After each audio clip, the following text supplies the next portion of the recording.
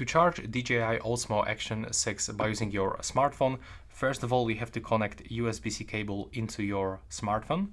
Then you have to turn on your camera, select this button and move it to the right side, and while holding, move it downwards.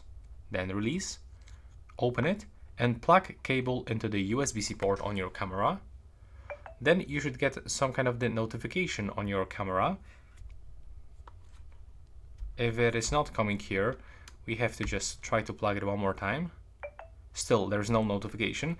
So in this case, you have to just grab your phone, open notifications, click charging connected devices, and select to control this device. Just like this. And now, as you can see, it's not charging our smartphone anymore, and I believe that right now it will just start charging our camera. Yeah, now select charging only, and as you can see, right now it starts charging our DJI Osmo Action 6 by using our smartphone.